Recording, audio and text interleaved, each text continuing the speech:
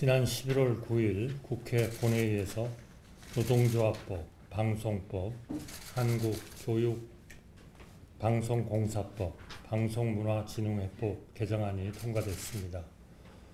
그간 정부는 여러 차례 개정안의 부작용과 문제점에 대해 설명드렸습니다만 충분한 논의 없이 국회에서 통과된 데 대해 매우 유감스럽고 안타깝게 생각합니다. 개정안이 국회에서 처리된 이후 정부는 개정안이 우리 국민과 국가 경제에 미칠 영향에 대해서 원점에서부터 다시 숙고하는 시간을 가졌습니다. 현장의 목소리와 관련 전문가 등 각계각층의 의견을 편견 없이 경청하였고 정부의 책임과 역할에 대해 거듭 심사숙고하였습니다. 저희에게 주어진 시간 동안 마지막까지 신중을 거듭하였고 오늘 임시국무회의를 개최하여 노동조합법과 방송 3법 개정안을 심의합니다. 개정안이 국회에서 재논의가 필요할지 국무위원들과 함께 심의하여 그 결과를 대통령께 건의드리고자 합니다. 노동조합법의 목적은 근로자의 권리를 보장하여 근로자의 경제적, 사회적 지위 향상을 도모하고 노동관계를 공정하게 조정하여 노동쟁의를 예방, 해결함으로써 산업평화를 유지하고 국민 경제발전에 이바지함에 있습니다. 그런데 이번 개정안은 교섭 당사자와 파업 대상을 무리하게 확대하고 민사상 손해배상 원칙에 예외를 둠으로써 건강한 노사관계를 크게 저해할 뿐만 아니라 산업 현장의 갈등과 혼란을 야기하고 국민 불편과 국가 경제에 막대한 어려움을 초래할 것으로 우려됩니다. 먼저 단체 교섭의 당사자인 사용자를 근로자의 근로조건에 대하여 실질적이고 구체적으로 지배, 결정할 수 있는 지위에 있는 자라는 모호한 개념으로 확대하여 해석을 둘러싸고 현장에 혼란을 초래할 것으로 보입니다. 또한 불명확한 개념으로 인해 헌법상 죄형 법정주의의 명확성 원칙을 위반할 소지도 있습니다.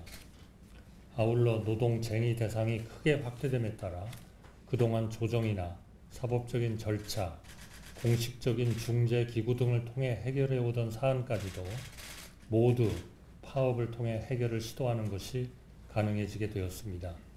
이렇게 되면 노동조합이 어떠한 사안이건 대화와 타협보다는 실력 행사를 통해 해결하려는 경향이 강해질 수밖에 없습니다.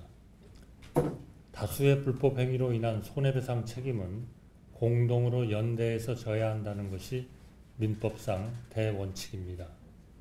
노동조합에 대해서도 동원칙이 적용된다는 것이 그간 대법원의 일관된 입장입니다. 그러나 개정안은 유독 노동조합에만 민법상 손해배상 책임 원칙에 예외를 두는 특혜를 부여하고 있습니다. 이는 기업이 노조의 불법 파업으로 손해를 입어도 상응하는 책임을 묻기 어렵게 만들어 불법 파업을 조장하는 결과를 가져오게 될 것입니다. 방송법 등 정부로 이송된 방송 관련 3법도 숙고가 필요합니다. 정부는 방송을 정치 권력으로부터 분리하고 방송의 공정성과 공공성을 확립함으로써 공영방송에 대한 국민의 신뢰를 회복하기 위해 노력하고 있습니다. 아울러 급속한 미디어 환경 변화에 따라 공영방송의 전면적인 체질 개편이 필요한 시기이기도 합니다. 그럼에도 이번 개정안은 공영방송의 미래지향적인 새로운 역할 정립보다는 지배구조 변경에 지나치게 편중되어 있습니다. 공영방송의 독립성과 정치적 중립성 보장이 개정 목적이라고 하지만 내용을 보면 오히려 이와는 반대의 결과를 낳을 수 있다는 지적을 받고 있습니다. 특정 이해관계나 편향적인 단체 중심으로 이 사회가 구성됨으로써 공정성과 공익성이 훼손되고 아울러 견제와 감독을 받는 이해 당사자들의 이사 추천권을 부여함으로써 이 사회의 기능이 형해화될 위험이 매우 높습니다. 이러한 문제점들을 모두 감안할 때 이번 개정안들이 과연 모든 근로자를 위한 것인지, 그리고 공영방송의 독립성과 중립성을 위한 것인지 묻지 않을 수가 없습니다. 오늘 정부는 상생과 협력의 노사문화를 지원하고 공영방송의 자유와 공정성을 보장하는 방향에서 개정안을 심도 있게 심의하겠습니다. 내년도 예산안을 처리해야 하는 법정 시한이 하루 앞으로 다가왔습니다. 여전히 민생법안과 예산안 처리가 불투명한 상태에서 야당이 제출한 방송통신위원장과 2명의 검사에 대한 탄핵안이 오늘 강행 처리가 예고되고 있습니다. 대화와 타협을 통해 국민의 뜻을 대변해야 할 국회에서 국가 중대사가 일방적으로 결정되는 상황에 대해서 대단히 유감스럽게 생각합니다.